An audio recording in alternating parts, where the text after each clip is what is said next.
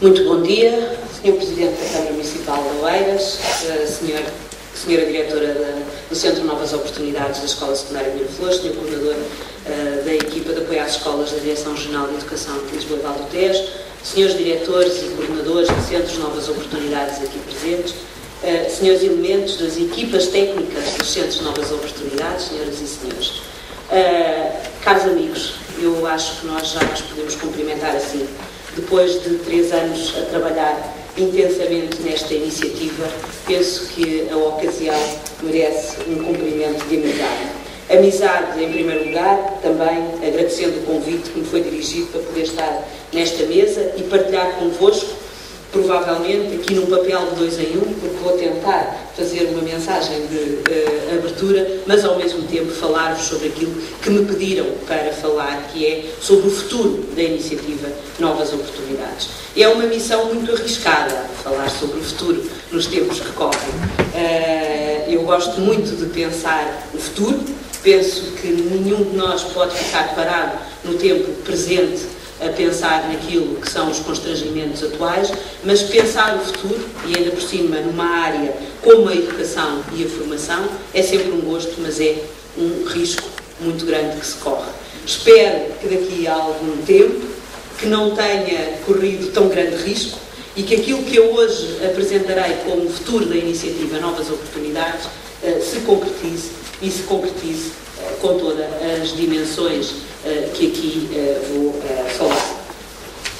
Estes encontros de centros já são uma prática instalada na nossa rede de centros. Não o eram em 2006, não o eram. E essa é a primeira conquista que nós temos de pensar em termos de intervenção na área da educação e da formação de alunos. A quantidade de horas de trabalho que os profissionais, os diretores, os coordenadores dos centros, as pessoas que estão envolvidas nos serviços regionais ou centrais na dinamização desta iniciativa, os académicos, os peritos que connosco têm discutido a iniciativa, são um dos fatores que nós devemos, desde já, salientar como um ganho desta iniciativa. Constrói-se um campo de saber e um campo de conhecimento, discutindo ideias contrárias, discutindo posições opostas, discutindo também soluções para aquilo que são alguns dos nossos problemas e, como sabemos, e quem está no terreno sabe-o sempre muito melhor do que quem está apenas na parte da dinamização destas iniciativas, são muitos e são muito diversos. Mas pediram para falar sobre o futuro da iniciativa. E quando eu comecei a pensar sobre o que é que traria aqui a este encontro, pensei que não posso falar sobre o futuro da iniciativa sem conseguir dar resposta, ou sem conseguirmos dar resposta a 2 perguntas que têm, de alguma maneira, que ser discutidas entre nós. Falar sobre o futuro é, em primeiro lugar, discutir o que estamos a fazer no presente. Não podemos olhar para o futuro sem perceber onde é que estamos, o que é que conseguimos fazer e quais foram os ganhos, mas também quais foram os problemas com os quais nós tivemos que nos confrontar. E precisamos de nos interrogar se aquilo que nós estamos a fazer no presente, se é o que podemos fazer para responder às necessidades das pessoas que nos procuram. É o que podemos fazer? Ou se estamos a fazer tudo o que devemos fazer para dar uma resposta exigente e adequada às pessoas que nos procuram. Acho que estas 2 perguntas, que de alguma maneira interrogam o nosso presente, que é o nosso presente e o nosso passado recente, têm de ser discutidas entre nós. E só assim podemos avançar a pensar no futuro. A segunda pergunta é a que penso que provavelmente todos vocês fazem, mas com perspectivas diferentes, que é o que é que sustenta a nossa intervenção? O que é que nós andamos aqui todos a fazer? Em que é que nós nos baseamos? Porquê é que esta iniciativa é uma iniciativa que teve a dimensão que teve nos últimos 3 anos e porquê é que ela se revelou tão importante e tão necessária para as pessoas que vieram ter connosco? Porquê? Qual é a importância desta iniciativa no contexto de um país como Portugal e no contexto de um país como Portugal, no contexto da União Europeia? Porquê é que nós tivemos de fazer uma iniciativa Novas Oportunidades e no que é que esta iniciativa sustenta? E, claro, como é que ela vai evoluir? Mas temos que discutir a partir do presente. Se nós não tivermos a capacidade de olhar criticamente para aquilo que nós fizemos, digo eu pelo menos nestes últimos 3 anos e pouco, não vamos ser capazes de construir uma resposta que seja uma resposta de futuro para os próximos 4, 5 anos, que é aquilo que neste momento está em cima da mesa. E eu tentei responder a estas perguntas. Tentei responder para discutir convosco e para vos apresentar também aquilo que está neste momento em cima da mesa para o futuro da iniciativa Novas Oportunidades. Tenho algumas respostas, com certeza são parciais, com certeza são respostas que estão a ser vistas a partir da perspectiva que é o meu lugar de quem está a dinamizar a iniciativa do ponto de vista da Agência Nacional para a Qualificação. Não serão, com certeza, provavelmente, totalmente coincidentes com as vossas respostas, mas aquilo que eu espero que aqui se consiga fazer ao longo do dia é tentar encontrar também esses pontos de contacto para podermos dar um salto qualitativo e também quantitativo na resposta que estamos a fornecer. Não há dúvida nenhuma que a iniciativa Novas Oportunidades está a fazer muito, muito. Se quisermos quantificar, vamos todos falar no 1.200.000 pessoas que nos procuraram, 1.200.000. Este número é um número totalmente impressionante, é um número que contraria as mais pessimistas visões em relação à valorização que os portugueses fazem da escola, da educação e da formação. E é um ganho o facto de nós termos conseguido que 1.200.000 pessoas tenham decidido voltar a estudar. É um ganho indiscutível. Em 2005, quando a iniciativa foi lançada, a discussão era se ia ser possível que a população portuguesa, nomeadamente a população adulta que tinha baixas qualificações, se interessaria pela iniciativa e quereria aderir a este grande projeto nacional que era o projeto da qualificação dos portugueses. Em primeiro lugar, em 2006, timidamente, começaram-se a fazer os trabalhos de retaguarda.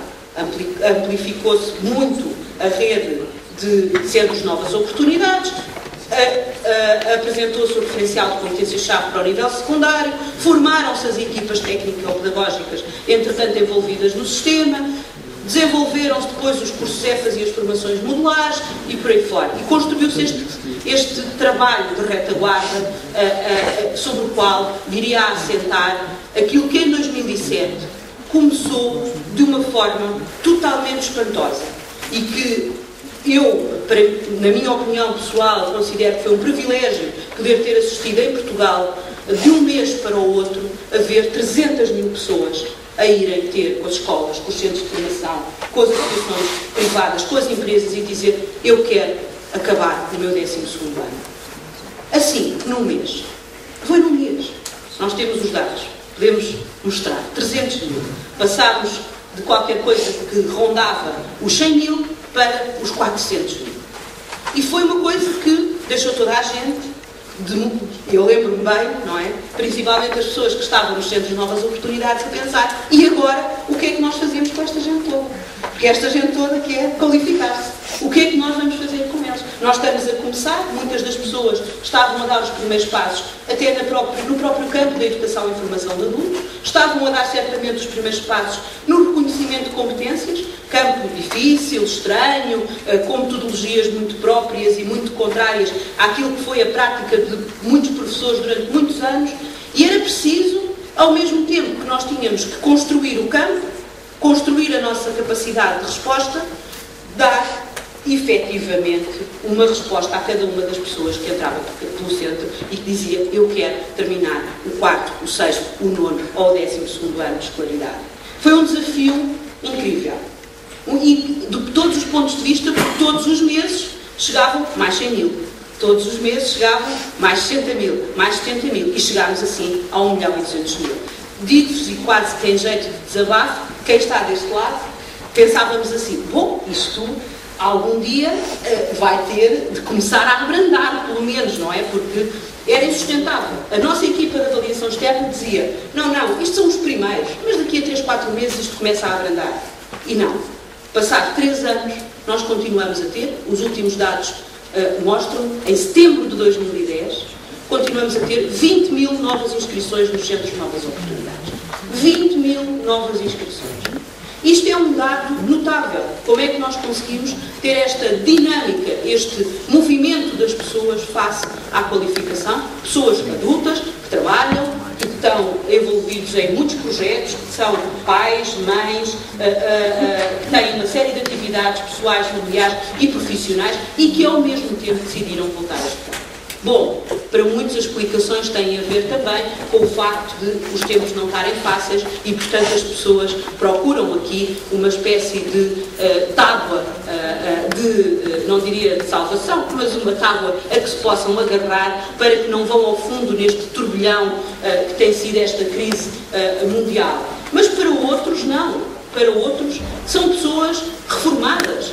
São pessoas que já não têm que dar ao mercado de trabalho, que já deram aquilo que o mercado de trabalho hoje exige, mas querem o fazer por realização pessoal, querem o fazer por satisfação individual, querem o fazer por orgulho, por poder escrever num papel, num formulário qualquer, nos serviços públicos a que têm de recorrer ou nos serviços privados que querem contratualizar, qual é a sua escolaridade e aí poderem dizer que já não têm o 4º ano, ou o 6º, ou o 9º, que têm o 12º ano.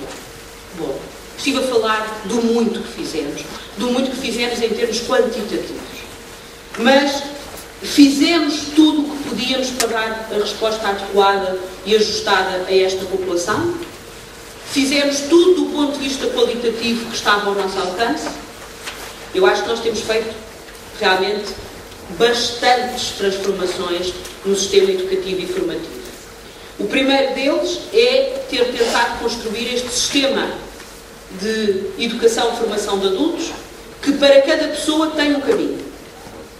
E por isso, a primeira coisa que acontece quando alguém se inscreve nesta grande porta de entrada, que são os Centros de Novas Oportunidades, é ser feito um diagnóstico e ser proposto e ser negociado um encaminhamento para um trajeto de formação.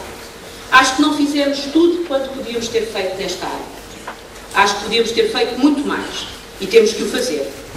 No segundo ciclo, neste presente e futuro recente que nós estamos aqui a projetar, temos de fazer mais. Temos de encaminhar mais pessoas para a formação. É impossível que este 1.200.000 pessoas todas estas pessoas tenham as mesmas características e que possam ser alvo de um processo de reconhecimento de competências que leva a uma certificação total e, por isso, é preciso fazer muito melhor nesta área. É preciso melhorar muito a área da orientação e do aconselhamento dos adultos. E isso faz nos Centros de Novas Oportunidades, na fase do diagnóstico e do encaminhamento. É difícil? Pois é. As pessoas resistem? Pois resistem. As que não querem ir para cursos EFA porque são muito longos? É verdade. Há muitas soluções. E aquilo que nós não podemos fazer enquanto serviço público é achar que dentro do leque tão flexível de modalidades que nós temos, hoje não temos uma solução para cada uma das pessoas. Isso é que não é verdade. Isso é que não é verdade. Portanto, precisamos muito de melhorar esta dimensão do diagnóstico e do encaminhamento. Precisamos de conseguir, e não conseguimos ao longo deste tempo todo, porque a quantidade era muita, responder atempadamente às pessoas. Continuamos a ter um problema de resposta atempada. E este problema de resposta atempada tem agora um reflexo. 3 anos depois, e a própria avaliação externa nos diz isto, nós temos um problema, uma coisa que eu sempre fui dizendo que não gostaria que viesse a cristalizar-se na rede de centros e que nem sequer gostava da designação, que era ter listas de espera. Nós não podemos ter listas de espera para alguém que se quer qualificar.